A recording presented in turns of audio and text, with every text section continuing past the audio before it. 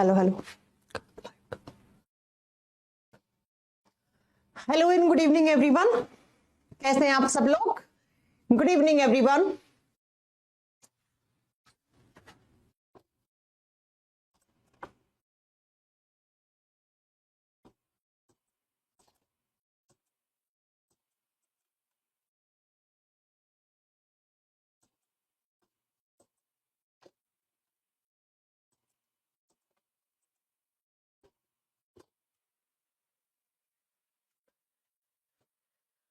Hello and good evening everyone.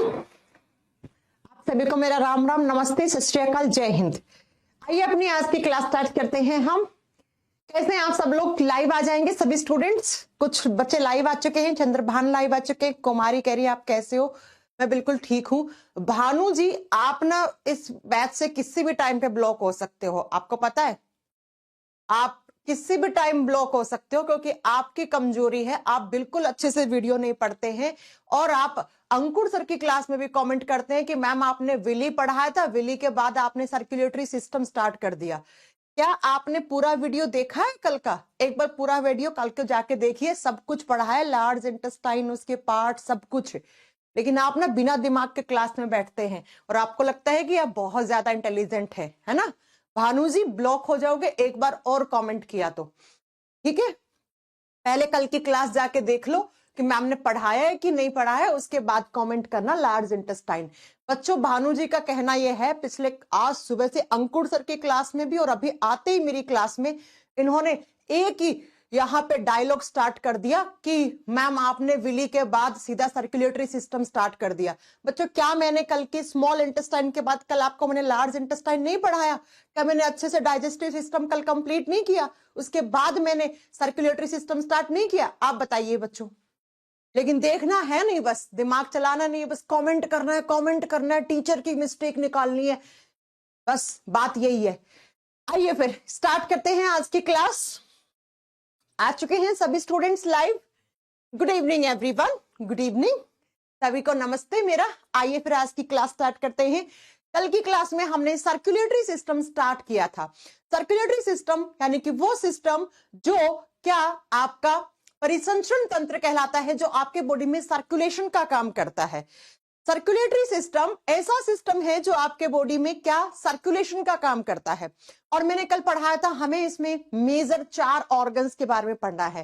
Human blood यानी कि मानव का रक्त, और उसके बाद दूसरा कौन सा? तो आप बताओगे बच्चा, ह्यूमन हार्ट, मानव का हृदय। तीसरा ब्लड वेसल्स यानी कि रक्त वाहिकाएं। और फोर्थ नंबर पे आपको क्या पढ़ना है? आपको फोर्थ नंबर पे पढ़ना है बच्चा लिम्फ के बारे में। जब ये चारों पढ़ लोगे तो आप समझना आपका ये चैप्टर फिनिश हो जाएगा। ठीक है, कौन ये कह रहा है 30 मिनट की क्लास है? एक बार जाके देख तो लो भानु जी, पूरी 54 मिनट्स की क्लास है। सुबह से 4 बार देख चुकी हूं, लेकिन कैसे काम चलेगा? आप बहुत इरिटेट कर रहे हो। और टेक्निकल टीम प्लीज आप इनको ब्लॉक कर दीजिए, भानु जी को। मेरे को ऐसे स्टूडेंट नहीं चाहिए क्लास में जिनको ये नहीं पता चल क्या रहा है, लेकिन हर क्लास में जाके बस कमेंट करना है, काजल मैम ऐसा कर दी, ऐसा कर दी, ऐसा कर दी।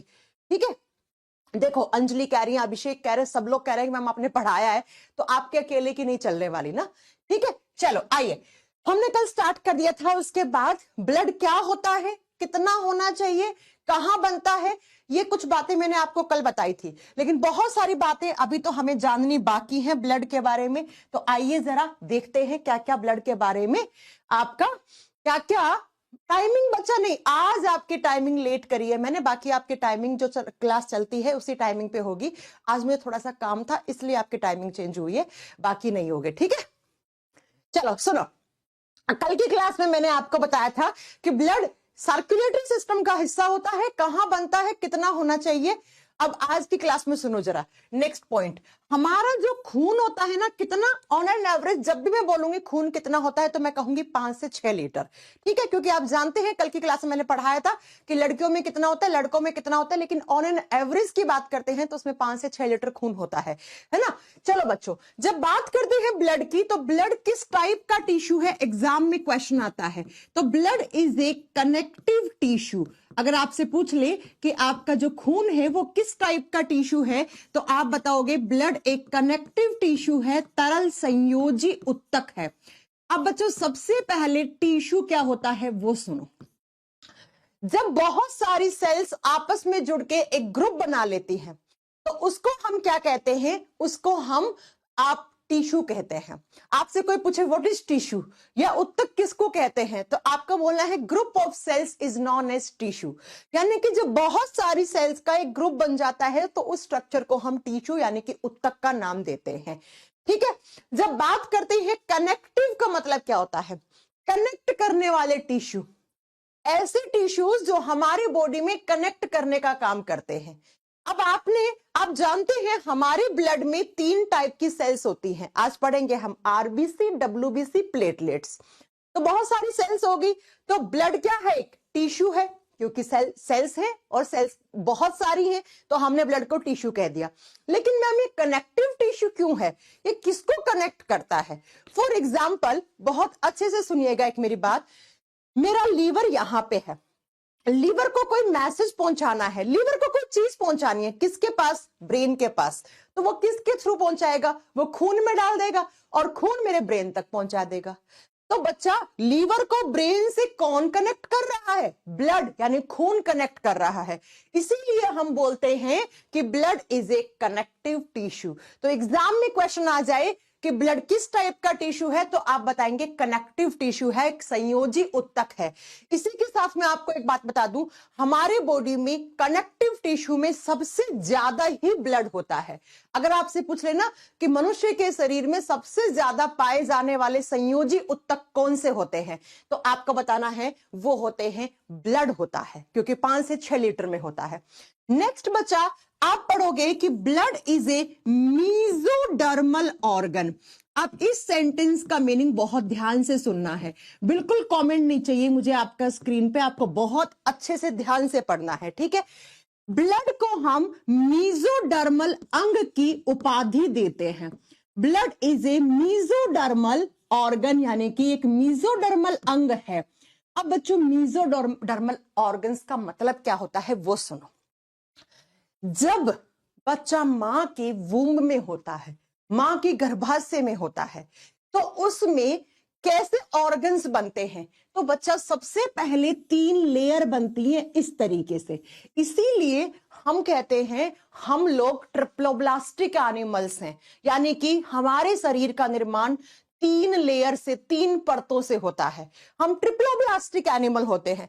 कुछ ऐसे जानवर होते हैं जिनमें 2 ही लेयर बनती है, वो क्या होते हैं, वो उसको आप डाइप्लास्टिक ऐसा कुछ कह देते हो। ठीक है, आपको अपना याद रखना है कि हम ट्रिप्लोब्लास्टिक एनिमल्स हैं, यानी कि हमें 3 लेयर बनती है। जब हमारे ऑर्गन्स बने होंगे ना तो पहले 3 लेयर बनी होंगी और उन्हीं लेयर से आगे चलकर ऑर्गन्स बनते हैं। अब ये लेयर कौन कौन सी हैं जरा ध्यान से सुनो बच्चा। सबसे बाहर वाली लेयर होती है, इसको कहते हैं एक्टोडर्म लेयर। इसको कौन सी लेयर, एक्टोडर्म। शायद आपने सुना होगा कभी ना कभी ये तो एक वर्ड, एक्टोडर्म लेयर। बीच वाली जो होती है ये सेंटर वाली, इसको हम कहते हैं मीजोडर्म लेयर। मीजोडर्म, तो बीच वाली कौन सी हो गई बच्चा, बीच वाली होगी मीजोडर्म।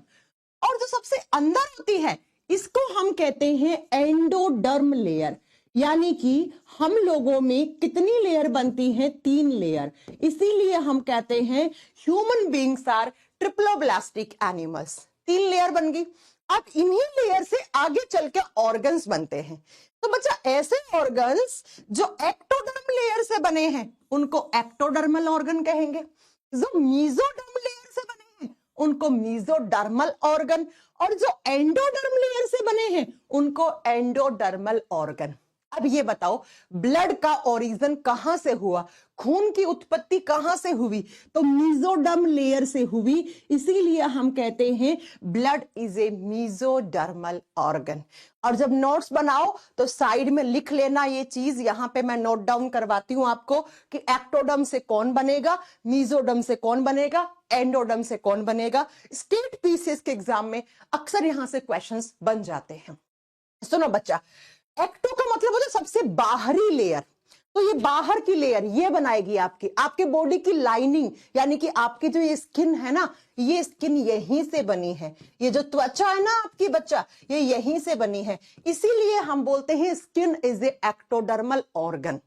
ठीक है, यानी कि हमारे बॉडी की जो आउटर लाइनिंग होती है, आउटर लेयर, या आप बोल सकते हो आउटर लाइनिंग। आउटर लाइनिंग का मतलब क्या हो गया बच्चा? सबसे बाहरी परत, जिसको आप स्किन बोलते हो, वो यहां से बनी है। मीजोडर्म से कौन कौन बनता है? खून बनता है आपका, यानी कि ब्लड बनता है, और बनती है कार्डियक मसल्स। और कार्डियक मसल्स का मतलब होता है बच्चा हृदय की मांसपेशियां, यानी कि वो मांसपेशियां जो आपके हृदय को बनाती हैं, यानी कि आपका हार्ट यहीं से बनता है। आप ब्रैकेट में लिख दो हार्ट। तो आपसे पूछ ले हार्ट कैसा ऑर्गन है, तो आप क्या बताओगे? Heart is a mesodermal organ. Blood कैसा है? मीजोडर्मल ऑर्गन है। और आपसे पूछ ले बच्चा कि स्किन कैसा ऑर्गन है, आप बताओगे स्किन एक एक्टोडर्मल ऑर्गन है। अब बात करते हैं एंडोडर्म से कौन बनता है। एंडोडर्म से आपका लीवर बना, आपका यकृत बना, आपकी जो किडनी जिनको आप गुर्दे कहते हो वो भी यहां से बनते हैं, लंग्स जिनको आप फेफड़े कहते हो वो भी यहीं से बनती हैं। एक आपके गले में ग्रंथि होती है जिसको आप थायराइड ग्रंथि कहते हो, वो भी यहीं से बनती है। इसी के साथ एक और ग्रंथि होती है जिसको आप थाइमस ग्लैंड, थाइमस ग्रंथि कहते हो, एक्सेट्रा एक्सेट्रा। बच्चा ये सारे ऑर्गन्स यहां से बनते हैं। तो शायद आपको समझ में आ गया होगा कि हम सब लोगों के ऑर्गन्स कैसे बने हैं। तो इन्हीं 3 लेयर से बने हैं, और इसको साइड में नोट डाउन कर लेना, क्योंकि एग्जाम में आ जाता है। सबसे ज्यादा मेन कौन सा है पता है? ये दोनों सबसे ज्यादा मेन है कि ब्लड और आपका जो हार्ट है उसका ओरिजिन कौन सी लेयर से हुआ है, उनकी उत्पत्ति कौन सी परत से हुई है। तो आपको बताना है वो मीजोडर्म लेयर से हुई है बच्चा। ठीक है, समझ में आ गई बात? तो इसीलिए हमने लिखा blood is a mesodermal organ. अब शायद आपको इस सेंटेंस का मीनिंग अच्छे से समझ में आ गया कि क्या मीनिंग होता है मीजोडर्मल ऑर्गन का, क्यों बोलते हैं हम ब्लड एक मीजोडर्मल ऑर्गन है। सबको समझ में आ गई ये बात? चलो अब नेक्स्ट पॉइंट सुनो ब्लड के बारे में। आप सभी लोग मुझे ये बताएंगे कि खून किस कलर का होता है। आप सभी लोग बताएंगे कि मैम लाल रंग का होता है। अच्छा, आपको पता है कि हमारा जो खून है उसका एक ही कलर होता है। जब हमें गॉड ने बनाया तो गॉड ने हम लोगों में कोई डिफरेंस क्रिएट नहीं किया। अगर मैं 5 लोगों का खून निकाल के यहां रख दूं तो आप ये नहीं बता पाओगे ये फलाने इंसान का खून है, ये उस इंसान का खून है, क्योंकि खून दिखने में एक जैसा ही होता है। हाँ, आप ऐसे पहचान कर सकते हो कि उस खून का ब्लड ग्रुप किस टाइप का है। हम खून की पहचान करते हैं कि ये इस इंसान का है या नहीं, तो उसका ब्लड ग्रुप चेक करते हैं हम। तो बच्चा हमारा जो खून होता है वो लाल कलर का होता है, रेड कलर का होता है। अब आपने कभी सोचा है कि खून लाल ही क्यों है? नीला हो सकता था, पीला हो सकता था, कैसा भी हो सकता था। तो बच्चा जब भी आपके बॉडी में किसी भी टाइप का कोई कलर की बात हो रही है, रंग की बात हो रही है, तो रंग को देते हैं पिगमेंट्स। जैसे आपके बालों का कलर, आपकी स्किन का कलर, आपकी आंख का कलर, ये सब पिगमेंट्स की वजह से होते हैं।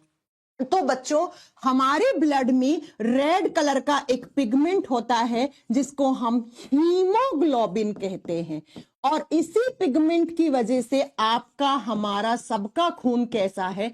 रेड कलर का है, लाल रंग का है। बच्चा समझ में आ गई मेरी बात? हमारे खून में क्या होता है? हीमोग्लोबिन नाम का एक पिगमेंट होता है जिसकी वजह से हमारा खून लाल है। अब मैम हमने तो सुना है हमारे ब्लड में आयरन होता है, और अक्सर आयरन की कमी हो जाती है, लड़कियों में बहुत जल्दी हो जाती है। तभी बात करते हैं कि ये आयरन कहां से आता है। ठीक है, थोड़ा डिटेल में लेके चल रही हूं मैं चीजों को, आपको समझना पड़ेगा। बच्चा ये जो हीमोग्लोबिन पिगमेंट है ना, इसको 2 भागों में तोड़ते हैं हम। एक टूटता है ये हिम नाम से, हिम नाम से, हिंदी में सेम नाम है हिम, और दूसरा है ये ग्लोबिन, ग्लोबिन। और ग्लोबिन की जब बात करते हैं ना, ये ग्लोबिन क्या होता है? मैंने कहा आपके खून में हीमोग्लोबिन है। अभी हम क्वांटिटी बताएंगे कितना होना चाहिए हीमोग्लोबिन। सुना होगा ना फलाना इंसान में हीमोग्लोबिन की कमी हो गई है ना। किसी लड़की के जब बच्चा पैदा करती है कोई लड़की, तो उस समय उसके बॉडी में आयरन, हीमोग्लोबिन की कमी हो जाती है, क्योंकि वो अपने बच्चे को भी खून और आयरन देती है ना, इसलिए। तो अभी बात करेंगे हीमोग्लोबिन कितना होना चाहिए। बच्चा, हमारे खून में हीमोग्लोबिन नाम का पिगमेंट है और ये पिगमेंट्स हमेशा कलर यानी रंग देते हैं, ठीक है। और हीमोग्लोबिन को हम दो भागों में तोड़ देते हैं, हिम प्लस ग्लोबिन। ये हिम क्या है? ये हिम आयरन कंपाउंड है बच्चा। ये आयरन से बना हुआ यौगिक है, ये लोहे से बना हुआ यौगिक है। इसीलिए हम कहते हैं कि हमारे खून में आयरन पाया जाता है। इसीलिए हम क्या कहते हैं? हमारे खून में आयरन पाया जाता है। और आप जानते हैं कि जब आयरन को हम ऑक्सीजन दे देते हैं तो वो रेड कलर का हो जाता है। आपने जंग लगते हुए देखा है? लोहे के ऊपर जंग लग जाता है तो लोहा किस कलर का हो जाता है? रेडिश कलर का हो जाता है। ठीक है, ऐसे ही हमारे बॉडी में ऑक्सीजन है। मैं पढ़ा चुकी हूं आपको इंट्रोडक्शन में कि हम ऑक्सीजन गैस पे ही जिंदा रहते हैं। हमारे खून में ऑक्सीजन होता है, तो ऑक्सीजन आयरन से मिला तो आपके खून के अंदर कैसा रिफ्लेक्शन आएगा? लाल कलर का आएगा। इसीलिए बुक्स वाले लिख देते हैं कि हमारे खून का लाल रंग आयरन की वजह से होता है। ये भी सही स्टेटमेंट है। आपसे कह दे हमारे खून का लाल रंग किसकी वजह से, कौन से पिगमेंट की वजह से, तब आप कहोगे हीमोग्लोबिन की वजह से। अब बच्चा, आयरन की ऑक्सीडेशन स्टेट अलग अलग होती है। हमारे खून में जो आयरन होता है वो Fe+2 की फॉर्म में होता है। Fe+2 को कहा जाता है फेरस, यानी कि हमारे खून में जो आयरन होता है वो फेरस की फॉर्म में होता है। आपने अगर इतनी केमिस्ट्री पढ़ी हो तो फेरस, फेरिक, परफेरिक 3 ऑक्सीडेशन स्टेट होती हैं आयरन की।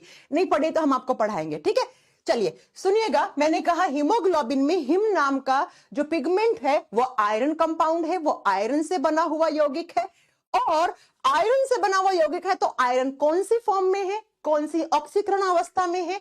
तो Fe+2। ये क्वेश्चन पता है आपको? आरएएस राजस्थान में, आरएएस का जो एग्जाम था ना, उसमें राजस्थान एडमिनिस्ट्रेशन सर्विसेज का एग्जाम हुआ था, उसमें पूछा हुआ क्वेश्चन है। अब आप सोच रहे होंगे हम इतना डीप में क्यों पढ़ा रही है, पढ़ाना पड़ेगा ना बच्चा। अब बात करते हैं ग्लोबिन क्या होता है। ग्लोबिन हमारे खून में पाए जाने वाली एक प्रोटीन है। ये क्या है? ये एक प्रोटीन है बच्चा। ओके, चलो बात समझ में आ गई। तो खून को लाल रंग देने वाला पिगमेंट हीमोग्लोबिन है। अब मैम, ये हीमोग्लोबिन कितना होना चाहिए? आपने सुना है, आप कभी खून डोनेट करने गए हैं तो आपको डॉक्टर बोलता है अरे नहीं नहीं नहीं, तुम्हारे में तो ब्लड की यूनिट पहले ही कम आ रही है, तुम में तो 12 है, तुम्हें तो खुद को खून की जरूरत है। तो वो यूनिट्स किसकी देखते हैं डॉक्टर? वो हीमोग्लोबिन की देखते हैं। जरा बात करते हैं कि हीमोग्लोबिन कितना होना चाहिए। तो बच्चा, लड़का और लड़की में खून अलग अलग होता है ना, कल हमने पढ़ाया था। जब लड़कों में थोड़ा सा खून ज्यादा है तो लड़कों में हीमोग्लोबिन भी ज्यादा होगा, आयरन भी ज्यादा होगा। और जब लड़कियों में लड़कों के मुकाबले में आपका खून कम है तो उसमें हीमोग्लोबिन भी कम होगा, आयरन भी कम होगा। जब हम हीमोग्लोबिन HB ऐसे लिखा जाता है बच्चा हीमोग्लोबिन को, ठीक है। हीमोग्लोबिन को शॉर्ट फॉर्म में आप जब रिपोर्ट्स पढ़ते हो तो उसमें भी HB आता है। हीमोग्लोबिन कितना होना चाहिए? मेल यानी कि लड़कों के अंदर, जिस लड़के की उम्र 18 साल है, अडल्ट मेल है, उसके अंदर कितना हीमोग्लोबिन का यूनिट आना चाहिए? तो बच्चा, लड़कों में आना चाहिए 14 to 16 ग्राम पर 100 ml ऑफ ब्लड। यानी कि आपका जो 100 मिलीलीटर ब्लड है उसमें 14 से 16 ग्राम हीमोग्लोबिन आना चाहिए। और यही हीमोग्लोबिन चेक करके डॉक्टर पता लगाता है कि भैया आप खून डोनेट करने के लायक है या नहीं। सुना होगा ना यार, मेरे में तो हीमोग्लोबिन, क्या लड़कों में मिनिमम ये इतना तो होना चाहिए। अब 13 भी है तो काम चल जाता है। इसका मतलब ये नहीं कि 13 आए तो किसी लड़के में खून की कमी होगी। लड़कों में खून की कमी का मतलब है आपका हीमोग्लोबिन का लेवल 12 से नीचे चला गया है, तब आपको खून की जरूरत है, ठीक है। अगर आप में 14, 15, 16 आ रहा है तो बहुत अच्छी बात है। अगर 16 आ रहा है तो 1 यूनिट खून दे दो ना यार आप, ठीक है, किसी की जान बच जाएगी। दूसरा, अगर फीमेल्स की बात करते हैं, लड़कियों की बात करते हैं, तो लड़कियों में 10 से 12 ग्राम पर 100 ml HB ऑफ ब्लड। आप जानते हैं लड़कियों में क्यों कम होता है, मैं कल रीजन बता चुकी हूं, बार बार नहीं बताऊंगी, राइट। अब बच्चा, आपने देखा होगा जब भी कहीं पर ब्लड डोनेशन वाले कैंप लगे हुए होते हैं तो वहां पर अगर 50 लड़के हैं तो 4 या 5 लड़कियां मिलेंगी आपको। क्यों? क्योंकि बच्चा लड़कियों में पहले से ही थोड़ा हीमोग्लोबिन कम होता है, और वो क्यों किसी को दे देंगी, है ना, वो क्यों दे देंगी आप खुद सोचिए ना। इसीलिए अगर एक लड़का और एक लड़की दोनों खून डोनेट करने गए हैं तो डॉक्टर जनरली किसका खून लेता है, लड़के का लेता है। और लड़कों में बहुत जल्दी रिकवरी भी हो जाती है, लड़कियों में थोड़ी सी खून की रिकवरी करना टफ होती है, बिकॉज लड़कियों में हर महीने मेंस्ट्रुअल साइकिल होती है जिसमें 3 से 4 दिन उनका खून बाहर निकल जाता है बॉडी से। बात समझ में आ गई है बच्चा? ठीक है हितेश, बच्चा पूरी अपलोड हो चुकी, जाके देखो एक बार, अभी देखो आप।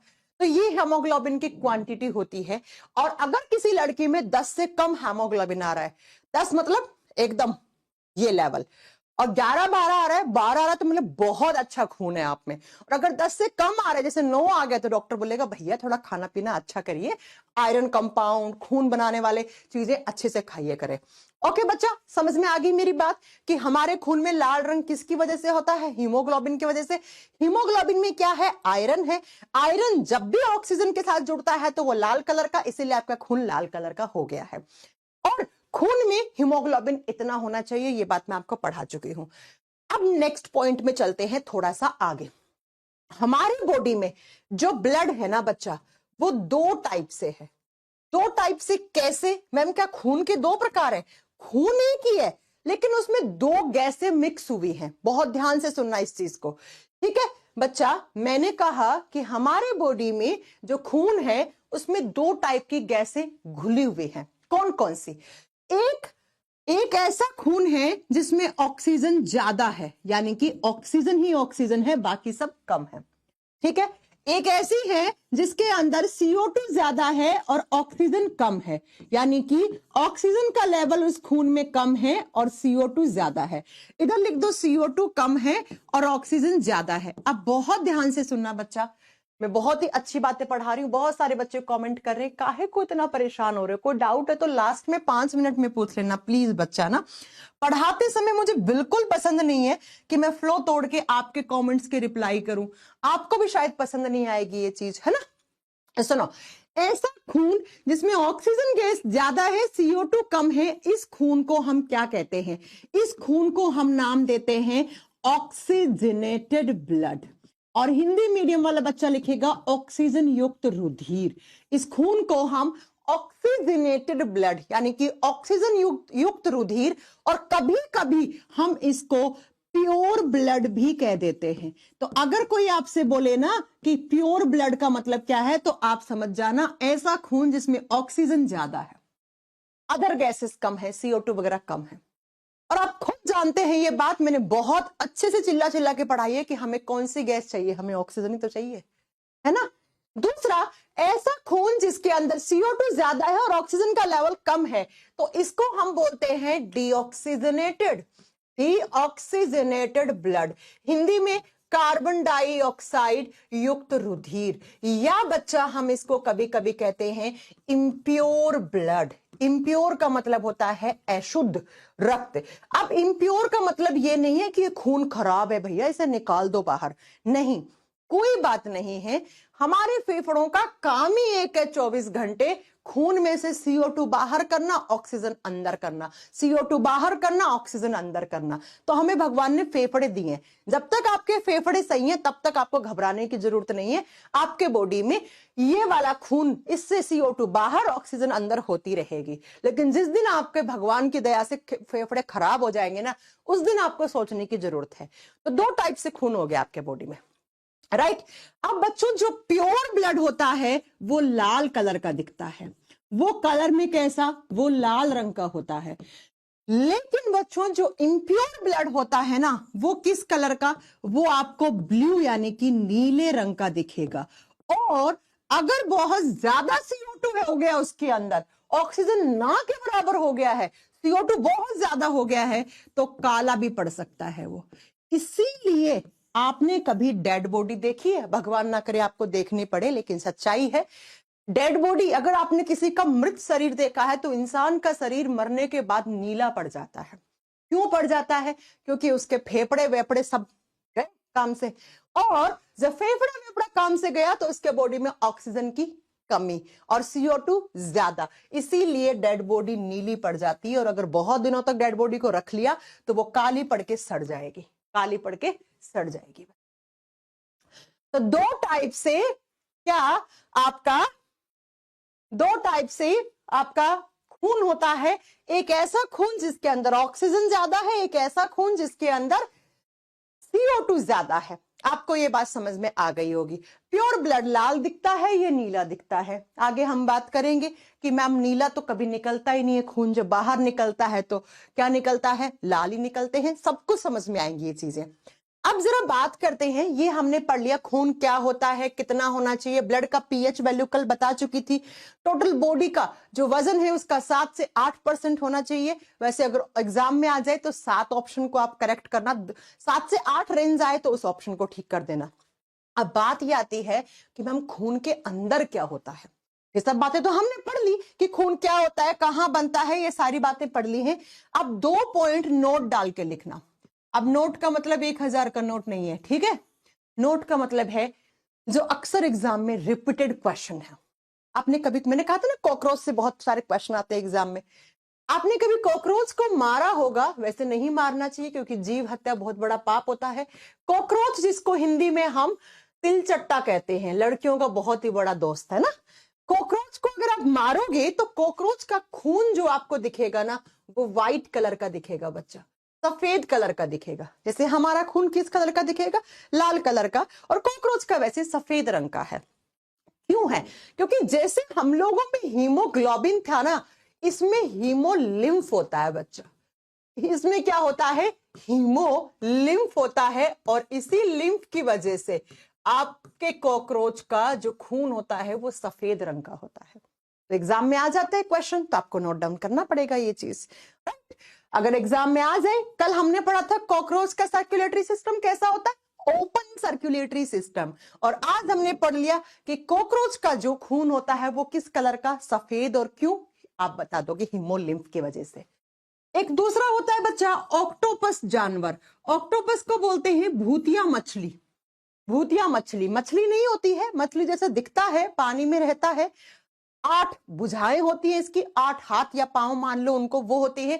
और ये जो ऑक्टोपस होता है, इसको जब आप मारोगे तो बच्चा इसका खून निकलेगा ब्लू कलर का। क्या निकलेगा, ब्लू कलर का। ब्लू मतलब नीले रंग का। अब बात ये आती है कि मैम इसका नीला क्यों होता है, क्योंकि बच्चा जैसे हम लोगों में हीमोग्लोबिन था तो इसमें होता है हीमोसाइनिन, हीमोसाइनिन पिगमेंट, और इसकी वजह से कॉकरोच के खून का नीला रंग आ जाता है। और यहां पे मैं आपको एक बात क्लियर कर दूं, ये जो साइनिन है ना, इसमें कोबाल्ट मेटल होती है। जैसे हम लोगों में कौन सा कंपाउंड था, आयरन, यहां पे कोबाल्ट, तो यही मिलकर ऑक्टोपस के खून को नीला रंग प्रदान करते हैं, ठीक है, नीला रंग प्रदान करते हैं। तो एग्जाम में आ जाए कि जो ऑक्टोपस है उसका खून कैसा, नीला, किसकी वजह से, या तो आपका ऑप्शन में ये मिलेगा या आपका ऑप्शन में ये मिलेगा। ओके बच्चा, अब बात करते हैं कि मैम खून के अंदर होता क्या क्या है, ठीक है। मैं सारे आपके आंसर दूंगी, आप यकीन मानो बच्चा, जितने आपके मन में डाउट आ रहे हैं ना। इम्प्योर ब्लड को अशुद्ध, प्योर को क्या बोलते हैं हम, शुद्ध बोलते हैं। मैंने प्योर हवा ली है, शुद्ध हवा ली है, इम्प्योर को अशुद्ध बोलते हैं। तो बच्चा ये बात तो कोई हिंदी में पूछने वाला नहीं हुआ, ठीक है। मैं सारी बातें, आप यकीन मानो जो आपके मन में डाउट आ रहे हैं ना, बहुत छोटे डाउट आ रहे हैं, मैं ये सारे आपके क्लासेस के साथ साथ कवर करती जाऊंगी, एक भी डाउट नहीं बचेगा। आप शायद मेरे से पहली बार पढ़ रहे होंगे, मैंने आप जैसे हजारों नहीं लाखों बच्चों को पढ़ाया है, इसलिए मुझे अच्छे से पता है कि आपके मन में क्या डाउट आ सकता है। लेकिन यकीन मानिए, जैसे जैसे क्लास पढ़ते जाओगे, लेवल बढ़ता जाएगा, आपके सारे डाउट खत्म कर दूंगी मैं। आप ये चैप्टर जो मेरे से पढ़ रहे हो ना, मैं आपको एक, आप कोरा कागज दोगे ना, उस पर लिख के दे सकती हूं, इससे अच्छा बेस्ट आपको कंटेंट कहीं नहीं मिलने वाला है जी, इस चैप्टर को मैं जिस तरीके से आपको पढ़ाने वाली हूं, राइट। तो थोड़ा सा आप पेशेंस रखो, सब कुछ आपको आंसर मिलेगा, सारी चीजें मिलेंगी। अब आंसर नहीं मिलेंगे तो वो इन चीजों के नहीं मिलेंगे, मैम नोट्स कैसे डाउनलोड करूं, हिंदी में नोट्स अपलोड करा दो, ये मैं टीचर हूं बच्चा, ये मैं टेक्निकल टीम नहीं हूं। उसके लिए आपके पास एक नंबर है, उस पर फोन करके आप अच्छे से करवा सकते हो, ठीक है। चलो, कॉकरोच में मेटल नहीं होते बच्चा, कॉकरोच में लिम्फ होता है ना, लिम्फ, वो देता है व्हाइट कलर गजाला। अब जरा बात करते हैं कि हमारे ब्लड के अंदर क्या होता है।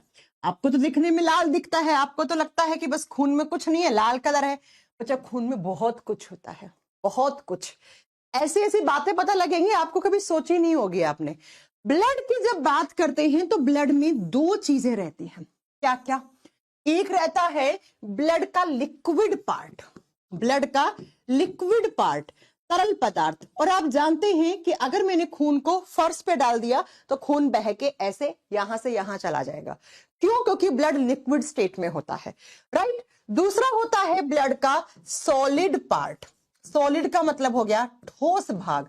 और ब्लड का जो सॉलिड पार्ट होता है उनको हम सेल्स के नाम से जानते हैं, उनको हम कोशिकाओं के नाम से जानते हैं। यानी कि ऐसी कोशिकाएं जो ब्लड के अंदर होती हैं उनको ब्लड सेल्स कह दोगे आप, खून वाली कोशिकाएं कह दोगे आप, है ना।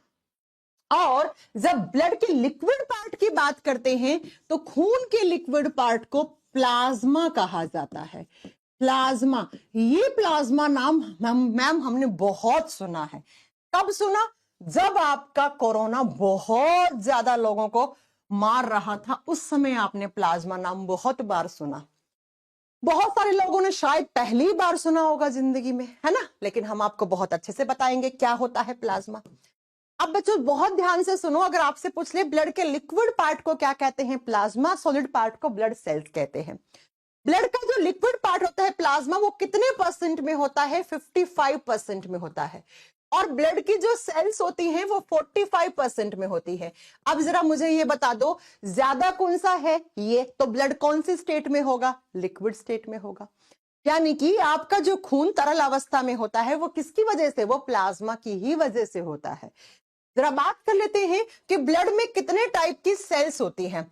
तो हमारे खून में 3 टाइप की सेल्स होती हैं। कौन कौन सी? जरा नाम सुनिएगा। नंबर 1 पे आती है आरबीसी, रेड ब्लड सेल्स। इसकी फुल फॉर्म लिख लो, red blood cells. Hindi medium वाला बच्चा लिखेगा लाल रक्त कोशिकाएं। नाम से ही क्लियर है, जो लाल है भाई कलर में दिखने में, उनको लाल रक्त कोशिका कह देंगे हम। कोई इतना टफ तो है नहीं याद करना। दूसरा जो होता है बच्चा उसको बोलते हैं डब्ल्यूबीसी, और इसका फुल फॉर्म होता है white blood cells. White blood cells आप पूरा लिख लेना, ठीक है। हिंदी में बोलते हैं श्वेत रक्त कोशिकाएं, या आप लिख देना सफेद रक्त कोशिकाएं। और जो तीसरी होती हैं उनको कहते हैं ब्लड प्लेटलेट्स।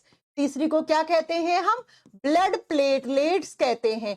हिंदी में लिखना रक्त बिंबाणु, रक्त बिंबाणु। यानी कि मैम आप ये कहना चाह रही हैं हमारे खून में 3 टाइप की सेल्स हैं। यस, मैं यही कहना चाह रही हूं कि हमारे खून में 3 टाइप की सेल्स होती हैं, आरबीसी, डब्ल्यूबीसी एंड प्लेटलेट्स। अब जरा ध्यान से सुनो, अगर आपसे पूछ ले आरबीसी, डब्ल्यूबीसी, प्लेटलेट्स कौन सा पार्ट होता है खून का? Solid part. और तीनों मिला के कितने परसेंट में? 45% में। अब जरा एक बात और सुन लो, इन तीनों में सबसे ज्यादा आरबीसी होती हैं, और आर का मतलब रेड, इसीलिए तो आपका खून भी किस कलर का हो गया? लाल रंग का हो गया। इन तीनों में सबसे ज्यादा आरबीसी होती है। अभी थोड़ी देर के बाद इनकी क्वांटिटी वगैरह सब बातें करेंगे। इसका मतलब मैम हमारे खून में 4 चीजें हैं। यस, नंबर 1 पे प्लाज्मा, नंबर 2 पे आरबीसी, नंबर 3 पे डब्ल्यूबीसी एंड नंबर 4 पे प्लेटलेट्स। और ये चारों चीजें मिलके ही क्या बना रही हैं? आपका खून बना रही हैं। और जो कितना होता है? जो ऑन एन एवरेज मैम 5 से 6 लीटर होता है। अब हमें ये चारों पढ़नी है एक एक करके। तो जरा नंबर 1 पे हेडिंग डालो प्लाज्मा, या मैं लिख दूं ब्लड प्लाज्मा। बात तो एक ही है ना, क्योंकि ब्लड के अंदर ही तो प्लाज्मा होता है, और कहीं आपके आंसुओं में थोड़ी ना होता है प्लाज्मा। तो आप प्लाज्मा लिखो या ब्लड प्लाज्मा लिखो, आपको समझ में आना चाहिए। सबसे पहला पॉइंट लिख देना, plasma is liquid part of blood. यानी कि ये खून का कैसा भाग है? ये तरल भाग है। इसी की वजह से हमारा खून में लिक्विडिटी होती है, इसी की वजह से आपका खून तरल अवस्था में पाया जाता है। कितना परसेंट होता है? ये यूपी कांस्टेबल के एग्जाम में पूछा हुआ क्वेश्चन है, थका हुआ क्वेश्चन। प्लाज्मा 55% में। अब कोई नहीं पूछता है, पुराना जमाना गया। एसएससी भी पूछता था पहले ऐसे, अब नहीं पूछता एसएससी, है ना। चलो नेक्स्ट पॉइंट में बात करते हैं, प्लाज्मा दिखने में कैसा होता है? येलो कलर का। या हम लिखते हैं पेल येलो। पेल येलो का मतलब होता है हल्का पीला रंग, हल्का पीला रंग। लाइट येलो भी लिखा हुआ मिलता है कभी कभी, पेल येलो या येलो, ठीक है, या येलोइश कलर, इनमें से कुछ भी आपको लिखा हुआ मिल सकता है। अब बच्चा थोड़ी देर पहले मैंने एक चीज बोली, जब भी कोई कलर की बात होगी हमारे बॉडी में, कहीं पर भी बात कर लो, कलर कौन देते हैं? पिगमेंट्स देते हैं, वर्णक देते हैं। जैसे खून को लाल रंग हीमोग्लोबिन देता है, आपकी स्किन का जो कलर है ना, ये मेलानिन पिगमेंट देता है। समझ रहे हो आप? यही मेलानिन ज्यादा हो जाता है तो आपके बाल काले हो जाते हैं, कम हो जाते हैं तो आपके बाल सफेद हो जाते हैं। ठीक है बच्चा? तो हमारे प्लाज्मा में जब येलो कलर आया तो ये येलो कलर किस पिगमेंट की वजह से आया? तो इस येलो कलर के पीछे एक पिगमेंट होता है जिसका नाम होता है बिलीरुबिन पिगमेंट। अब आप होशियार बच्चे हो, आप लोग बताओ मैंने कहां पढ़ाया था आपको बिलीरुबिन? आप लोग बताओगे, मैं नहीं बताऊंगी भैया, मैंने पढ़ाया है। बिलीरुबिन पिगमेंट मैम ने कहां पढ़ाया था? हाँ जी, कहां पढ़ाया था मैंने बिलीरुबिन? कौन बनाता है बिलीरुबिन को? अरे जब मैंने आपको लीवर पढ़ाया था तो मैंने बहुत चिल्ला चिल्ला के बताया था कि लीवर दो कलर के पिगमेंट बनाता है, एक बिलीरुबिन, एक बिलीवर्डिन। बिलीवर्डिन बाइल जूस को ग्रीन हरा रंग दे रहा था और बिलीरुबिन प्लाज्मा को पीला रंग देता है। चलो थोड़ी सी बात और जानो, जब ये बिलीरुबिन ज्यादा हो जाए ना, आपके आंखों में, नाखून में आके जमेगा, आपकी स्किन को पीला कर देगा और इसी को आप कहते हो मुझे जॉइंडिस हो गया, मुझे पीलिया हो गया। सुना है ना? पीलिया में कौन सा ऑर्गन खराब होता है? लीवर। लीवर इतना ज्यादा बिलीरुबिन बना देगा, देखो हीरामनी कह रहे पेट में बनता है, कैसे काम चलेगा हीरामनी? हीरामनी नाक कटवा दी आपने मेरी। कोई आपसे पूछे ना कि बिलीरुबिन कौन बनाता है और आप बोलोगे पेट में, तो आपसे सामने वाला बोलेगा किस टीचर से पढ़े हो? फिर आप कहोगे हम तो एक मैडम से पढ़े हैं। फिर मुझे सामने वाला गाली देगा कि मैडम ने गलत पढ़ाया आपको। मैडम तो सही पढ़ाया था, आपने सही से नहीं पढ़ा, मैंने कहा था लीवर बनाता है। अरे ऐसे याद कर लो, पीलिया में कौन सा ऑर्गन खराब होता है? लीवर। जब पीलिया होता है ना तो आपका लीवर बिगड़ जाता है। बिगड़ने का मतलब क्या होता है? जैसे हम बोलते हैं ना शादी में फूफा बिगड़ गया, यानी फूफा नाराज हो गया, फूफा को गुस्सा आ गया, ऐसे लीवर को गुस्सा आ गया, इतना बिलीरुबिन बना देगा कि बिलीरुबिन ही बिलीरुबिन हो जाएगा और यही बिलीरुबिन आपके नाखूनों में, आपकी आंखों में जाके जम जाएगा और फिर आप बोलोगे मुझे पीलिया हो गया। ठीक है बच्चा? चलो, तो मैंने कहा प्लाज्मा लिक्विड पार्ट है, प्लाज्मा का पीला रंग किसकी वजह से है? अब जरा बात करते हैं मैम प्लाज्मा में क्या होता है। ब्लड में प्लाज्मा है, लेकिन प्लाज्मा में तो कोई चीज होगी ना, किसकी बनी हुई होगी प्लाज्मा भी? तो जरा बात करते हैं बच्चा कि प्लाज्मा में क्या क्या होता है। तो प्लाज्मा लिखना, कंपोजिशन ऑफ प्लाज्मा, प्लाज्मा के घटक, यानी कि प्लाज्मा में क्या क्या चीज है। प्लाज्मा में सबसे ज्यादा होता है वाटर, पानी। कितना परसेंट? आप बताओगे 92%, कभी कभी 90 से 92% भी रेंज में दिखा लिया होता है, वो भी सही है। अब आपको पानी का एक काम पता लग गया। मैं आपको जब तक पूरी बायोलॉजी पढ़ाऊंगी ना, तब तक आपको पानी के मिनिमम 20 से 25 काम याद करवा दूंगी, है ना?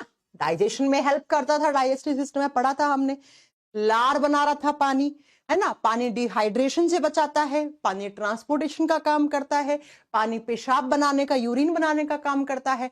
ऐसे सुन लो, पानी प्लाज्मा बनाने का काम करता है। समझ में आ गया? प्लाज्मा में 92% वाटर है। इसके बाद प्लाज्मा में 1% में मिनरल्स, मिनरल्स का मतलब होता है खनिज तत्व। खनिज तत्व जैसे आपने सुना होगा हमारे बॉडी में सोडियम होता है, पोटेशियम होता है, मैग्नीशियम होता है, ये सब क्या होते हैं? ये सब मिनरल्स होते हैं। और प्लाज्मा में कौन कौन से? जैसे सोडियम पाया जाता है, जैसे पोटेशियम पाया जाता है, जैसे कार्बोनेट, बाइकार्बोनेट आयंस होते हैं, एक्सेट्रा एक्सेट्रा। ये सब हमारे प्लाज्मा में पाए जाते हैं।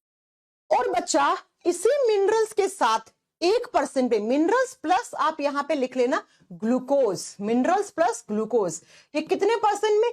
ओनली 1% में। 1% में कितना हो गया? 93% ना, अब बाकी के 7% में बचे प्रोटीन। इसको स्टार करो। स्टार का मतलब होता है मोस्ट मोस्ट इंपॉर्टेंट कॉन्सेप्ट। ठीक है, चलो सुनो मेरी बात ध्यान से कि प्लाज्मा के अंदर जो, आप जानते हैं ना ये बात तो कि हमारे बॉडी में बहुत सारे प्रोटीन होते हैं, कोई नई बात नहीं है ना, ये बात आप सब जानते हैं। अब सुनो बच्चा, बहुत सारे प्रोटीन ऐसे होते हैं जो हमारा बॉडी बनाता है, बहुत सारे ऐसे प्रोटीन होते हैं जो आप बाहर से खाते हो। जैसे आपने सुना होगा मशरूम खाते हैं, दाल खाते हैं, ऐसे ही आप प्रोटीन के लिए और क्या खाते हैं, दूध पीते हैं। तो दूध में मैंने पढ़ाई भी था कौन सा प्रोटीन होता है, केसिन प्रोटीन होता है। तो बच्चा बहुत सारे प्रोटीन ऐसे होते हैं जो डाइट में खाते हैं, और बहुत सारे ऐसे प्रोटीन होते हैं जो हमारा बॉडी खुद बनाता है। तो हम यहाँ पे जो प्रोटीन की बात कर रहे हैं वो शरीर खुद बनाता है आपका, आप बाहर से नहीं खाते हैं ये। ठीक है, जरा बात से सुनो मेरी कि हाँ, आज हम बताएंगे हमारी किताब कहाँ से लोगे, डोंट वरी, बताएंगे आज लास्ट में, क्लास के लास्ट में बताएंगे। प्लाज्मा में कौन कौन से प्रोटीन होते हैं जरा लिख लीजिए। मैं अलग कलर के पेन से बना रही हूं क्योंकि बहुत फेमस क्वेश्चन है। पहला प्रोटीन एल्ब्यूमिन प्रोटीन, हिंदी में सेम नाम है बच्चा, एल्ब्यूमिन। ओके, दूसरा प्रोटीन लिखो, नंबर 2 पे लिखो ग्लोब्यूलिन। ग्लोब्यूलिन प्रोटीन, सेम नाम हिंदी में है बच्चा, ग्लोब्यूलिन। थोड़ी देर पहले हमने ग्लोबिन पढ़ा था, कंफ्यूज नहीं होना, ग्लोब्यूलिन प्रोटीन। और तीसरा प्रोटीन आप लिखोगे फिब्रिनोजन, कभी कभी कुछ लोग फाइब्रिनोजन से भी जानते हैं इसको। ठीक है, तो जैसे भी आपको जिस भी लैंग्वेज में समझ में आए भैया वो लिख लो, फाइब्रिनोजन। नेक्स्ट आप लिखोगे प्रोथ्रोम्बिन प्रोटीन, प्रोथ्रोम्बिन प्रोटीन। और ये ना आपका पीछा नहीं छोड़ेंगे, 2-3 बार आएंगे अभी ये प्रोटीन, पता है आपको, ये आपका पीछा नहीं छोड़ने वाले हैं, ये 2-3 बार आने वाले हैं। Prothrombin protein, prothrombin. और कभी कभी ना थ्रोम्बिन भी लिखा हुआ आता है, लेकिन थ्रोम्बिन प्रोथ्रोम्बिन का ही एक्टिव फॉर्म होता है, लेकिन लिख लो आप, थ्रोम्बिन है ये। ठीक है, थ्रोम्बिन। ओके बच्चों, समझ में आ गई। ये टोटल प्रोटीन कितने परसेंट में होते हैं, ये टोटल प्रोटीन 7% में। इसका मतलब जो 100% प्लाज्मा है उसमें से 92% पानी है, 1% में ग्लूकोज और मिनरल्स होते हैं, और बच्चा बाकी के 7% में प्रोटीन रहते हैं। अब बात करेंगे ये प्रोटीन है तो कुछ ना कुछ तो इनके काम होंगे। ठीक है, पानी के अपने काम है अलग, जो मुझे पढ़ाने की रिक्वायरमेंट नहीं है, ऐसे ही आपको याद करवा दूंगी। सोडियम का अलग काम होता है, सोडियम आपके बीपी वगैरह को भी रेगुलेट करता है, सोडियम इलेक्ट्रिक इंपल्स जनरेट करता है, जब ब्रेन पढ़ाऊंगी तब पढ़ाऊंगी। पोटेशियम भी बीपी को रेगुलेट करता है। ठीक है, बाइकार्बोनेट्स का अपना काम होता है ना। जब बात करते हैं इन प्रोटीन का क्या काम होता है, ये बहुत जरूरी है। एल्ब्यूमिन के आगे लिखना, ये ऑस्मो रेगुलेशन का काम करता है। अब ऑस्मो रेगुलेशन क्या होता है, ये हमारे बॉडी के अंदर आयन और मिनरल बैलेंसिंग का काम करता है। आयंस प्लस मिनरल बैलेंसिंग का काम करता है। आयन का मतलब हिंदी में आयन ही होगा, मिनरल्स का मतलब खनिज तत्व है। ये प्रोटीन हमारे शरीर के अंदर आयन और खनिज तत्वों की मात्रा पर संतुलन बना के रखता है, और इसी को हम ऑस्मो रेगुलेशन कहते हैं। इसी को हम परासरण यानी कि ऑस्मो रेगुलेशन का प्रोसेस कहते हैं। तो बच्चा एल्ब्यूमिन प्रोटीन आपके बॉडी में आयन वगैरह बैलेंसिंग का काम करता है, ऑस्मो रेगुलेशन का काम करता है, जिसकी वजह से आपके बॉडी का टेम्परेचर मेंटेन रहता है। ठीक है, अभी बात करेंगे, थोड़ी देर में फिर से आ जाएगा। ग्लोब्यूलिन प्रोटीन एंटीबॉडीज फॉर्मेशन का काम करता है। ये क्या बनाता है, ये एंटीबॉडीज बनाने का काम करता है। एंटीबॉडीज बनाने का काम, हिंदी में एंटीबॉडी लिख लो या प्रतिरक्षी लिख लो, वैसे प्रतिरक्षी नहीं आता है, एंटीबॉडी ही लिखा हुआ आता है। ये एंटीबॉडी बनाने का काम करता है। अब बात करते हैं मैम ये एंटीबॉडीज क्या होती हैं। थोड़ा सा यहां आ जाओ, उस चीज को भूल जाओ, यहां जरा मेरे साथ समझने की कोशिश करना। आपने सुना है कि जब कोरोना बहुत ज्यादा फैला था उस समय दिल्ली में पहला प्लाज्मा डोनर प्लाज्मा बैंक बनाया गया। ब्लड बैंक आपने सुने आज तक, हर हॉस्पिटल में एक ब्लड बैंक होता है जहां पे जाके आप खून को एक्सचेंज कर सकते हैं। एक्सचेंज का मतलब ब्लड ग्रुप एक्सचेंज कर सकते हैं। आपको खून की कमी हुई तो आपको मिल भी सकता है अगर आपके अच्छे काम किए हुए होंगे, है ना, और आप वहां पे जाके खून डोनेट भी कर सकते हो। ठीक ऐसे ही दिल्ली में प्लाज्मा बैंक भी बनाया गया था। आपने अगर पढ़ा उस समय न्यूज में तो बहुत आया था। और आपने सुना होगा हर इंसान अपने व्हाट्सएप, फेसबुक, हर जगह क्या लगा रहा था, need a plasma donor, need a plasma donor, है ना। ऐसा क्या होता है इस प्लाज्मा में कि उस समय कोरोना से बचने के लिए लोग प्लाज्मा को ढूंढ रहे थे। अब बच्चों बहुत ध्यान से सुनना, मान लो मेरे बॉडी में कोरोना वायरस आ गया, ठीक है, बहुत ध्यान से सुनना, ये कॉन्सेप्ट आपको भी आगे पढ़ाना है किसी ना किसी को, ठीक है। नहीं पढ़ाना है तो आप अपने घर में देखो, कोरोना आया था तो इतनी सारी नॉलेज आपके पास नहीं थी, लेकिन आप क्या पता किस दिन एक और कौन सी बीमारी आ जाए, तो नॉलेज आपके पास होना बहुत जरूरी है। बच्चा मान लो मेरे बॉडी में कोरोना वायरस आया, मेरा इम्यून सिस्टम बहुत स्ट्रांग है। इम्यून सिस्टम स्ट्रांग होने का मतलब है मेरा बीमारियों से लड़ने वाला प्रतिरक्षी तंत्र बहुत मजबूत है। यानी कि मेरी बॉडी में जैसे ही कोरोना वायरस आया, कोरोना वायरस को पहचान गया मेरा इम्यून सिस्टम, और इम्यून सिस्टम ने ऑर्डर दे दिए कि भैया इस कोरोना वायरस नाम की बाहर से कोई वायरस आया है और उसके खिलाफ हथियार बना लो अपने, और उन्हीं हथियार को हम एंटीबॉडीज कहते हैं। एंटीबॉडीज वो पार्टिकल्स होते हैं जो बाहर से आए हुए किसी भी इंफेक्शन को मार गिराते हैं। इन्फेक्शन का मतलब है जो आपको बीमारी करने आया है। कोरोना एक वायरस है, वो बीमारी करने आया होगा, और कोई मेरे लिए गिफ्ट तो लेके नहीं आया होगा ना। तो बच्चा मेरे बॉडी में कोरोना वायरस के खिलाफ एंटीबॉडीज बन गई, और उन एंटीबॉडीज ने कोरोना से फाइट की और कोरोना को मार दिया, और मेरे को कोरोना कुछ नहीं कर पाया, मैं ठीक हो गई। यानी कि अब मेरे बॉडी में बहुत अच्छे से एंटीबॉडीज बन गई। अब बच्चा मेरे घर में मेरी दादी हैं, उनका इम्यून सिस्टम कमजोर है ना, किसी भी तरीके से उनके बॉडी में एंटीबॉडीज नहीं बन पाई।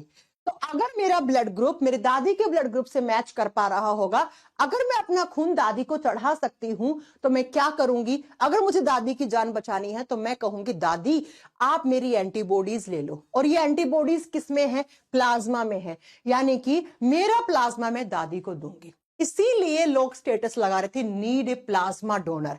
प्लाज्मा हर कोई दे सकता था, लेकिन किसका प्लाज्मा चाहिए था, ऐसे इंसान का जो कोरोना से रिकवर कर गया है, जिसके बॉडी में जिसको कोरोना हुआ और उसका कुछ नहीं बिगाड़ पाया कोरोना, उसके बॉडी में एंटीबॉडीज बन गई, उसका प्लाज्मा चाहिए था। तो बच्चा इस तरीके से मैं अपना प्लाज्मा दे सकती हूं। अब मैम प्लाज्मा तो खून में मिक्स होता है, बच्चा खून ही जाता है, फिर एक मशीन होती है, वो मशीन क्या करती है, खून में से प्लाज्मा को अलग करती है। प्लाज्मा उधर चला गया, जितना प्लाज्मा आपको देना है, खून आपके बॉडी में वापस आ जाता है। एक मशीन होती है, प्लाज्मा फिल्ट्रेशन मशीन बोलते हैं उसको। और इसी तरीके से बहुत सारे लोगों ने अपनी जान भी बचाई थी। मैंने भी किसी को प्लाज्मा डोनेट किया था कोरोना के समय, उनकी भी जान बची थी, राइट। तो बच्चा इसीलिए लोग बोल रहे थे प्लाज्मा डोनर चाहिए, और प्लाज्मा का एक बैंक भी बनाया गया था दिल्ली के अंदर। तो आज आपको समझ में आ गया होगा कि कोरोना के समय प्लाज्मा क्या काम कर रहा था। यही एंटीबॉडीज कोरोना वायरस को मार गिरा रही थी, इसीलिए हम प्लाज्मा के डोनर ढूंढ रहे थे, राइट। अब जो बाकी के 3 प्रोटीन है ना, कौन कौन से, फाइब्रिनोजन, प्रोथ्रोम्बिन, थ्रोम्बिन, इनका काम होता है ब्लड क्लोटिंग। इनका काम होता है ब्लड क्लोटिंग करवाना, और ब्लड क्लोटिंग का मतलब होता है रक्त का थक्का जमना।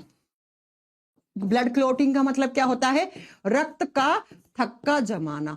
अब मैम ये ब्लड क्लोटिंग क्या होता है, आपको चोट लगती है मैम, खून निकलता है, थोड़ी देर के बाद खून निकलना बंद हो जाता है, क्यों, क्योंकि वहां पर आपके बॉडी में केमिकल प्रोसेस हो जाता है जिसको आप ब्लड क्लोटिंग कहते हैं। बहुत अच्छे से आपको पढ़ाऊंगी ब्लड क्लोटिंग होती कैसे है, लेकिन कल नहीं, परसों की क्लास नहीं, नर्सों की क्लास में आ जाएगा। ये आपको वापस से आएंगे, ये आपको याद रखने हैं। ब्लड अभी इतना याद कर लो, ब्लड क्लोटिंग होता क्या है। तो आपको याद करना है, जब भी कभी आपको चोट लगती है तो आपका खून निकलता है, और खून के बहाव को बंद करने के लिए जो प्रोसेस होता है, जो प्रक्रिया होता है, उसको ब्लड क्लोटिंग कहते हैं, उसको रक्त का थक्का जमना कहते हैं। तो बच्चा प्लाज्मा बहुत जरूरी है। प्लाज्मा ने कितने सारे काम किए हैं, जरा नीचे लिख लो, प्लाज्मा के फंक्शन लिखो, प्लाज्मा क्या क्या काम करता है। पहला काम लिख दोगे plasma osmo regulation. Osmo regulation का मतलब क्या हो गया? हमारे शरीर के अंदर आयन और खनिज तत्वों की मात्रा पर संतुलन बना के रखने का काम करता है। मैं एक लाइन में बोलूं तो हमारे ब्लड के पीएच को मेंटेन करता है, हमारे ब्लड के पीएच को मेंटेन करता है। आपको याद है ना, कल मैंने पढ़ाया था ब्लड का पीएच वैल्यू कितना होता है, और मैंने कहा था इससे ना कम उससे ना ज्यादा। अगर ब्लड में H+ आयंस ज्यादा हो गए तो एसिडिक नेचर हो जाएगा, पीएच वैल्यू कम हो जाएगा। तो इन्हीं आयंस को बैलेंस कौन करता है? ये एल्ब्यूमिन। इसी प्रोसेस को हम ऑस्मो रेगुलेशन कहते हैं। तो बच्चा आप लिख दो किसके पीएच को? ब्लड के पीएच को। ठीक है, आपसे क्वेश्चन पूछेगा ये कि खून के पीएच के मान को बैलेंस करने का, मेंटेन रखने का काम किसका होता है? प्लाज्मा का। हमारे बॉडी में भी आयन बैलेंसिंग का काम कौन करता है? प्लाज्मा करता है। नेक्स्ट लिख लो, प्लाज्मा का तीसरा काम क्या हो गया? एंटीबॉडीज बनाना, प्रतिरक्षी बनाना, फॉर्मेशन ऑफ एंटीबॉडीज, एंटीबॉडीज बनाना तीसरा काम। फोर्थ काम लिखो, बॉडी टेम्परेचर मेंटेन करना। बॉडी टेम्परेचर यानी कि हमारे शरीर के तापमान को मेंटेन करके रखता है। मेंटेन का मतलब हो गया बच्चा संतुलित करके रखता है। ठीक है, बॉडी का टेम्परेचर आपको पता है कितना होना चाहिए। नेक्स्ट आप बताओगे बच्चा ब्लड क्लॉटिंग, और blood clotting is the main function of plasma. ठीक है, ब्लड क्लॉटिंग करवाता है, रक्त का थक्का जमाता है, ब्लड क्लॉटिंग करवाता है। ये आपके 4 मेन से काम हो गए किसके? प्लाज्मा के। लिख लीजिए, अगर इन चारों में से पूछ ले ये किसके काम है, भाई खून के तो हैं, खून में तो प्लाज्मा होता है ना, लेकिन खून में कौन करता है? तब आप बताओ कि प्लाज्मा के काम होते हैं। तो मैंने कहा हमारे खून में 55% में प्लाज्मा होता है, प्लाज्मा लिक्विड स्टेट में होता है, इसी की वजह से आपका खून लिक्विड स्टेट में होता है। और बच्चा उसके बाद आपको याद रखना है प्लाज्मा का रंग कैसा होता है। प्लाज्मा, अब मैं पूछूं आपसे प्लाज्मा कहां बनता है? अब आपके पास जवाब है बच्चा, खून कहां बनता है, प्लाज्मा कहां होता है, खून में खून कहां बनता है, आपको पता है कहां बनता है, मैं बार बार थोड़ी ना बताऊंगी। ठीक है, उसके बाद मैंने पढ़ाया कि प्लाज्मा के अंदर क्या होना चाहिए। प्लाज्मा के अंदर सबसे ज्यादा वाटर कंटेंट होता है, 92% आपका पानी होता है, बाकी में मिनरल्स वगैरह होते हैं। ये 3 मेन होते हैं, आप याद रख लेना। और ये प्रोटीन है, और इन प्रोटीन का अपना एक अलग अलग काम है जो मैंने आपको काम लिखवा दिए हैं। और ये प्लाज्मा के 5 काम हैं, जिसमें से सबसे फेमस काम में एक ये आता है। और कहां है? पीएच। ये रहा, ब्लड के पीएच को कौन मेंटेन करता है? कुछ लोग का दिमाग, सारे काम दिमाग से करवा लोगे क्या? प्लाज्मा करता है, प्लाज्मा करता है। इसी के साथ आपका प्लाज्मा वाला पार्ट खत्म होता है, लेकिन ये चीज फिर से आएगी, ये आपका पीछा नहीं छोड़ेगी। ठीक है, अब नोट डालकर एक पॉइंट लिखो मेरे साथ। लिखो, नोट में क्या लिखोगे? नोट का मतलब बच्चा most most most important question जो बहुत बार रिपीट हुआ है। लिखो फिब्रिनोजन, जिसको आप फाइब्रिनोजन हिंदी में लिखते हो। Fibrinogen is the main protein for blood clotting. Fibrinogen protein is the main protein for blood clotting. Hindi medium वाला बच्चा लिखेगा फाइब्रिनोजन प्रोटीन रक्त का थक्का जमाने वाला मुख्य प्रोटीन है। क्या लिखेगा हिंदी मीडियम वाला बच्चा? फाइब्रिनोजन प्रोटीन रक्त का थक्का जमाने वाला मुख्य प्रोटीन है, मुख्य प्रोटीन है। समझ में आया? हिंदी में लिख दिया, बोल दिया है बच्चा, 2 बार बोल दिया, लिख लेना। फाइब्रिनोजन प्रोटीन रक्त का थक्का जमाने वाला मुख्य प्रोटीन है। आ गई समझ में बात? ठीक है, चलो आप सुनो, 2 पॉइंट और समझा रही हूं आपको, सुनिएगा। 2 इक्वेशन बता रही हूं, ठीक है। जब आप खून में से आरबीसी को माइनस कर दो, जितना भी पार्ट बचता है उसी को आप प्लाज्मा कहते हो। जब आप खून में से आरबीसी यानी कि लाल रक्त कोशिका यानी कि रेड ब्लड सेल्स को माइनस कर दो तो प्लाज्मा बचता है। अब जरा ध्यान से सुनना, ब्लड में से आरबीसी को माइनस करा, लाल रंग वाली को माइनस कर दिया, जितना भी पार्ट बचा है उसी को प्लाज्मा कहते हैं। अब मैं आपसे एक क्वेश्चन पूछना चाहती हूं, मुझे एक बात का जवाब दो कि प्लाज्मा के अंदर कौन कौन सी ब्लड सेल्स होती हैं और कौन कौन सी नहीं होती हैं। 3 टाइप की ब्लड सेल्स होती है ना, कौन कौन सी? RBC, WBC, platelets. बच्चा मैंने कहा उनमें से आरबीसी हटा दिया, हटा दिया, ठीक है, तो बचा क्या? WBC platelets. इसका मतलब मैम प्लाज्मा में डब्ल्यूबीसी प्लेटलेट्स होता है, लेकिन प्लाज्मा में आरबीसी नहीं होता है। ये आपका पहला कॉन्सेप्ट। दूसरा सुनना, जब आप प्लाज्मा में से क्या हटा दो? फिब्रिनोजन हटा दो, फिब्रिनोजन, तो बचा हुआ पार्ट सीरम कहलाता है। सुना ना, सीरम इंस्टीट्यूट ऑफ पुणे, जिसने क्या बनाया था? आपका वैक्सीन बनाया था, कोविशील्ड बनाया था ना शायद। समझ में आए 2 कॉन्सेप्ट? कोई बात नहीं, ये नहीं आए हैं, मैं कल की क्लास में वापस रिपीट करूंगी। आज लिख के छोड़ दो, आज लिख के छोड़ दो। नहीं समझ में आया है, कल बहुत अच्छे से आ जाएगा, ठीक है? सुना तो होगा, सीरम होता है हमारे खून में, है ना? Serum institute of Pune, serum institute of Bangalore, ठीक है बच्चा? सीरम इंस्टीट्यूट लगभग सारे एक जैसे ही, उनका काम होता है वैक्सीनेशन वगैरह बनाने का। ओके बच्चों, समझ में आ गई मेरी बात? आज हमने क्या पढ़ा? ब्लड के बारे में, ब्लड में प्लाज्मा कंप्लीट कर लिया। कल हम पढ़ेंगे आरबीसी, आरबीसी कंप्लीट कर पाएंगे, बड़ा है कल। फिर एक क्लास में नहीं आरबीसी कंप्लीट हो कल हो जाएगा। फिर डब्ल्यूबीसी के लिए 2 क्लास लगेंगी, 1 क्लास प्लेटलेट्स के लिए। आज की क्लास खत्म। अब बात करो जरा मेरे से। देखो, एक तो सबसे ज्यादा आपका डाउट यार था कि मैम आपकी किताब कौन कौन सी हैं। बहुत ध्यान से सुन लेना, मेरी 2 किताबें हैं, दोनों आपको अमेजन और फ्लिपकार्ट पे मिल जाएंगी। एक मेरी बुक है DNA of science by Kajal ma'am. नाम क्या है मैं फिर से बता दे रही हूं, डीएनए ऑफ साइंस। ये ऐसी किताब है जिसमें कंप्लीट साइंस के क्वेश्चंस हैं, ठीक है? साइंस के क्वेश्चंस हैं जिसमें biology, chemistry, physics, EVS, ecology and computer science, 5 subject हैं। इतनी मोटी है, आपको मिल जाएगी अमेजन, फ्लिपकार्ट पे। आप सर्च कर लेना DNA of science by Kajal ma'am. ये सिर्फ इंग्लिश मीडियम में है, हिंदी मीडियम पे मैं काम ही नहीं कर पाई, लेकिन लाऊंगी, जल्दी लाऊंगी। अब 2024 में ही आ पाएगी हिंदी मीडियम, लेकिन आएगी पक्का, ठीक है? अगर आपको ये लेनी है इंग्लिश मीडियम में, इंग्लिश वाले बच्चों, अमेजन, फ्लिपकार्ट पे मिल जाएगा। अदरवाइज आप मुझे फॉलो कर लो इंस्टाग्राम वगैरह पे। इंस्टाग्राम पे मेरी ये आईडी है काजल सिहाग। अब जब वहां फॉलो करोगे ना, तो मैं आपको लिंक दे दूंगी, आप उससे मांग लेना मुझसे लिंक, अगर आपको खरीदनी हो तो, ठीक है? दूसरी, अगर हिंदी मीडियम वाले बच्चे सिर्फ बायोलॉजी में लेना चाहते हैं, तो मेरा बायोलॉजी वॉल्यूम 1 बुक है। ये हिंदी और इंग्लिश दोनों मीडियम में, सिर्फ इसमें बायोलॉजी के क्वेश्चंस हैं और ऐसे कॉन्सेप्ट के साथ हैं कि बहुत बढ़िया से चैप्टर वाइज है, आप अच्छे से लगा लोगे। इसको सर्च कर लेना आप, बायोलॉजी वॉल्यूम 1 बाय काजल मैम, ठीक है? Biology volume 1। बाकी आप इंस्टाग्राम वगैरह चलाते ही होंगे, ये मेरा इंस्टाग्राम आईडी है।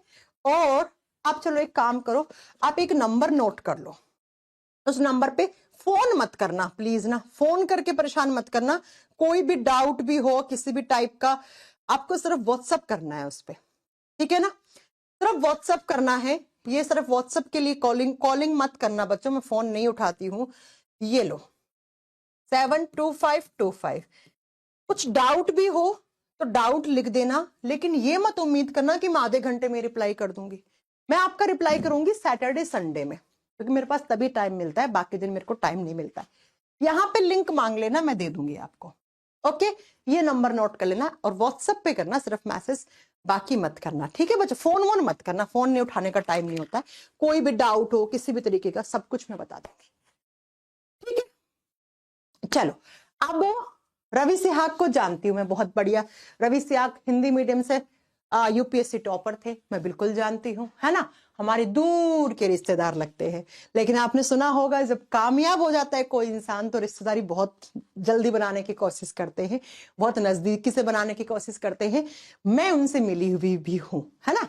मैं उनसे मिली हुई भी हूँ। कभी मौका मिला तो शायद आप लोगों से भी मिलवाएंगे, है ना? अभी उनके पास टाइम नहीं है, अभी थोड़े दिन पहले तो उनकी ट्रेनिंग खत्म हुई है अभी तो, ठीक है? कभी मौका मिला तो आपसे भी मिलवाएंगे, बिल्कुल मिलवाएंगे। चलो, ओके, बात खत्म। आप सारे डाउट होंगे तो मैं यहाँ पे रिप्लाई करूंगी वीकेंड पे, बाकी दिन नहीं करूंगी। मिलते हैं आपसे कल की क्लास में। तब तक के लिए अपना बढ़िया से ध्यान रखो, बढ़िया से पढ़ाई करो। कोई भी डाउट हो, डाउट आना स्वाभाविक सी बात है, उसको नोट डाउन कर लो, सब आपके क्लियर कर दूंगी मैं।